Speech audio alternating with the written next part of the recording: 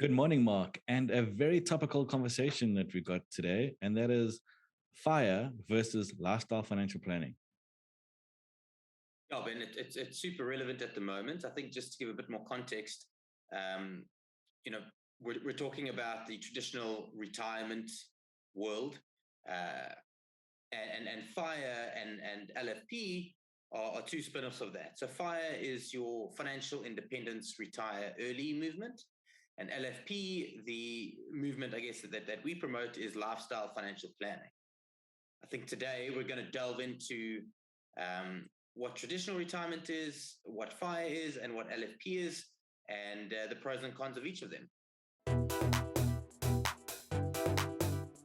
Hello, and welcome to Real Financial Planning with Ben and Mark, two lifestyle financial planners who are passionate about helping people understand their money and what it can do for them.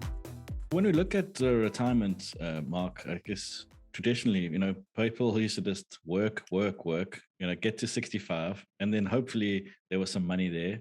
And whatever was there is that's kind of determined what their retirement looked like. Yeah, there was probably a few astute people who maybe put some extra away, but kind of people generally get to 65, have this pot of money, and that pot of money will then determine how they live the rest of their life. And I think people kind of got a little bit fed up of that and the unknown and what's going on, and some other movements grew out of that.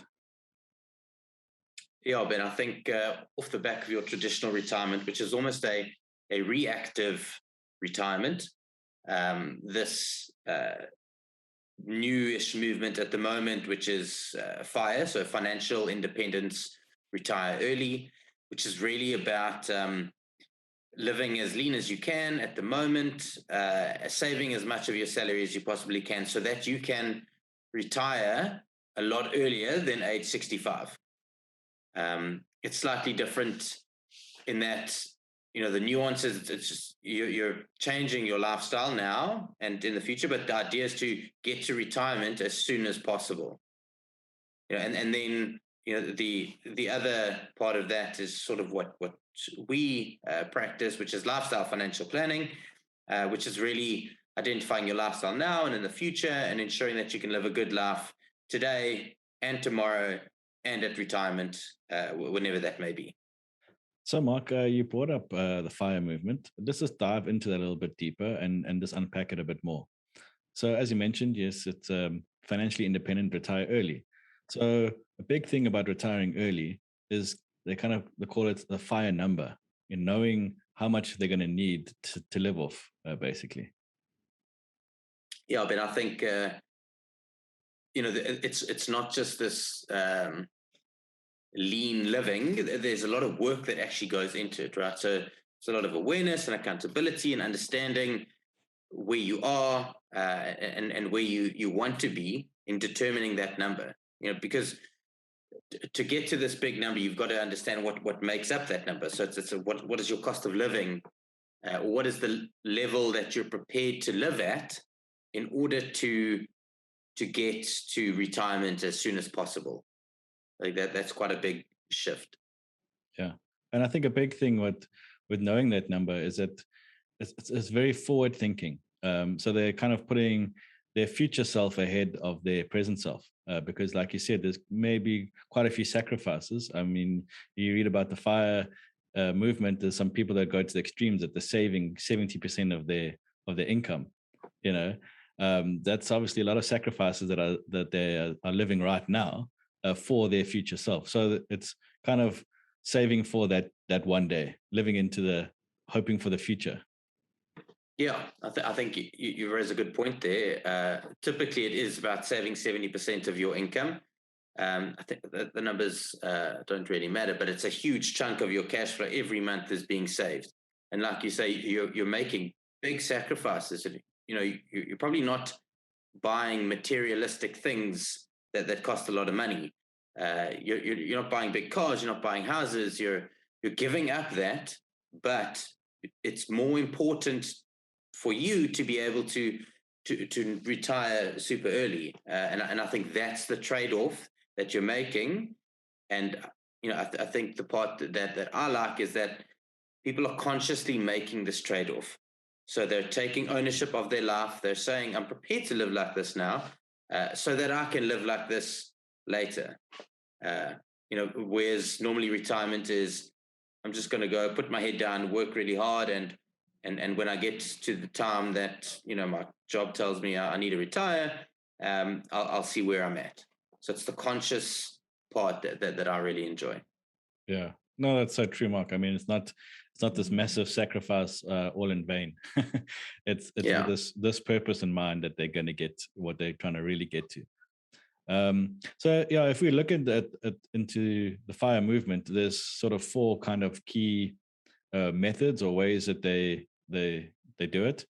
So if we look at the first one, we'll call it the coasting, and this is basically how once they've got to this FIRE number, they can do the calculations and realize, actually, if I just leave my retirement annuity or my retirement savings just as they are, over time, these are going to compound. And when I get to 65, I don't have to, well, even between now and 65, I don't have to even do any more monthly installments. I don't have to add to it.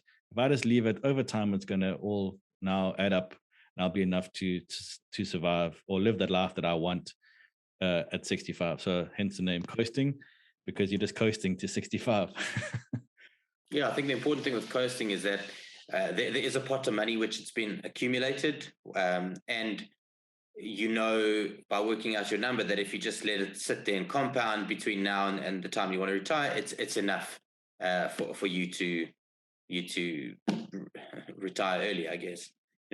So something slightly different from coasting is barista, which kind of says that you'll accumulate sufficient money to retire, but you would still need another job, part-time job, to bring in additional income. Hence the name barista. So go work in a coffee shop and earn a small income to supplement what your pot has accumulated to. And again, it's just so important, just knowing your numbers.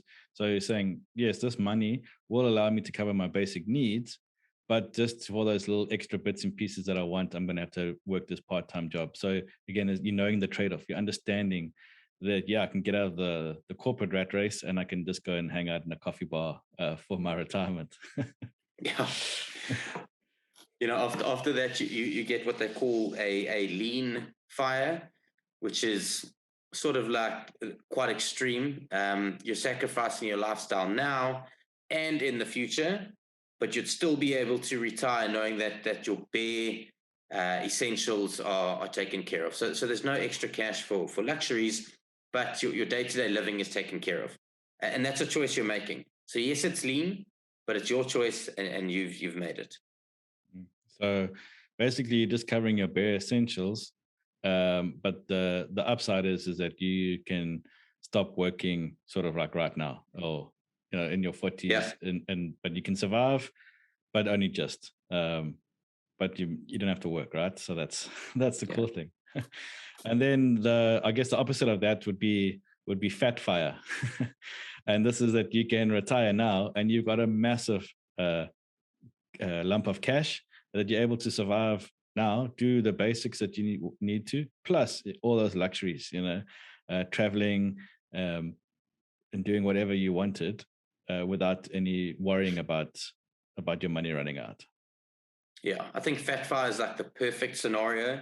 It's not something that is easily achieved, because basically we're saying you've got more than enough money to just stop working and live the life of your dreams. This is kind of like lotto money, I guess. For me, just while we're talking about this, the biggest thing that's coming through here is that in the FIRE movement, we're trading money for time. So I've got just enough money to get me through in whatever the different circumstances are, but I've got all the time in the world to do whatever it is that I want to do. That for me is probably one of the key takeaways of FIRE. Yeah. And there's nothing wrong with doing this movement or this way of thinking. And the cool thing, like we've mentioned, is that we just know they know exactly where they're going. They're doing this to achieve this goal. You know exactly what the trade-offs are. I'm trading this so that I can live this, which is awesome because they've got a plan and they're working towards it. All right, Ben. So we've chatted about traditional, we've chatted about the FIRE movement. Let's cover lifestyle financial planning, something both you and I practice and prescribe to as a method of planning. What are the keys for you here in lifestyle financial planning? Well, in some ways, it can be a little bit similar to the FIRE movement in that we got to know your numbers, right? What is the life that you want to live? What is the life that you want to live now? And what is the life that you want to live into the future? So those are some similarities. Yeah, I think lifestyle financial planning really is focused on your lifestyle. It's understanding the cost of your lifestyle right now, the cost of the life that you want to live, because the life you're living now may not be your ideal version. So we've got to start with that, then understand what your ideal life costs, and understand what life is going to cost you into the future.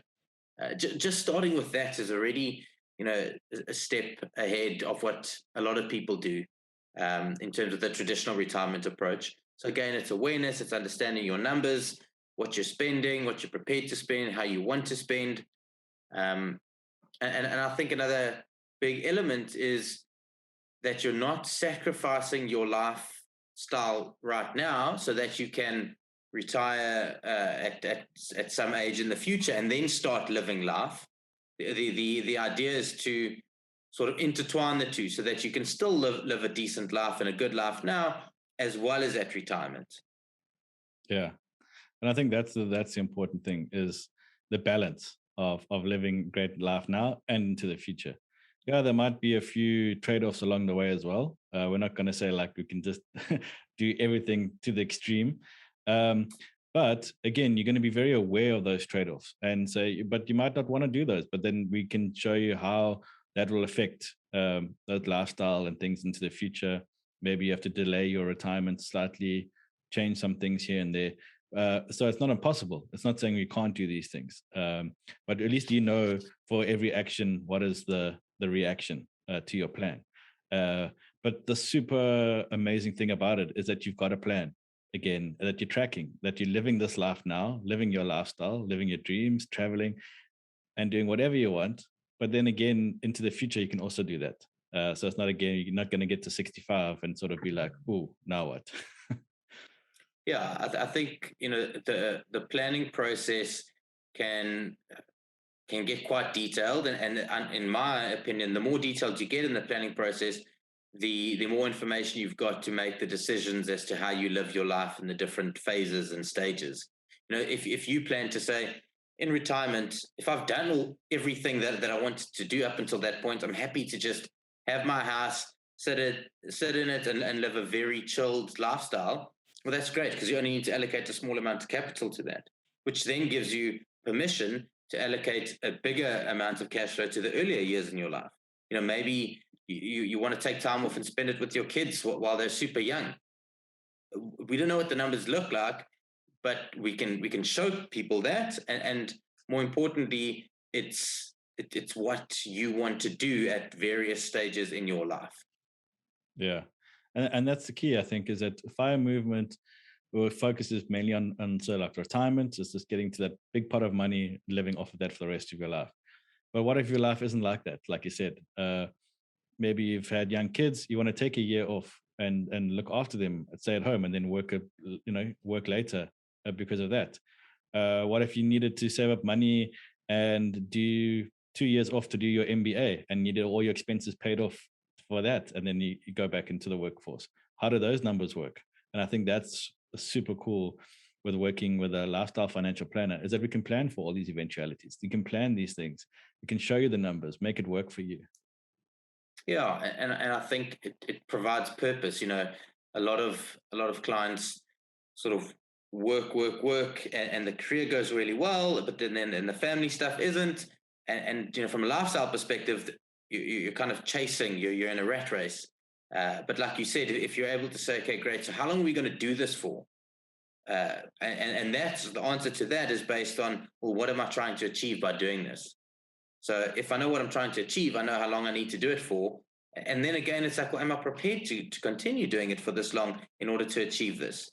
I think the key thing is bouncing those questions back and forth, understanding the trade-offs. What are the decisions I have to make, the decisions I'm prepared to make or I'm not prepared to make, in order to figure out this balance of living a great life now, and living it later. Yeah. So I think kind of like in conclusion, Mark, neither one of these is better than each other. They've all got their perks and they're kind of all very similar. But I think that the main thing is understanding your numbers. I think that's the starting point, is understanding where are you right now, because then you can make some adjustments to get to a better self in the future, either by FIRE or with lifestyle financial planning. But if you got to understand where you are right now. Yeah, definitely, Ben. I think the only thing that we're saying is you can't just go through life hoping that things will be okay. Well, not in our world anyway. We are all about taking ownership, creating awareness, and taking action. Yeah, it's very true. Hope is not a financial plan. Huh?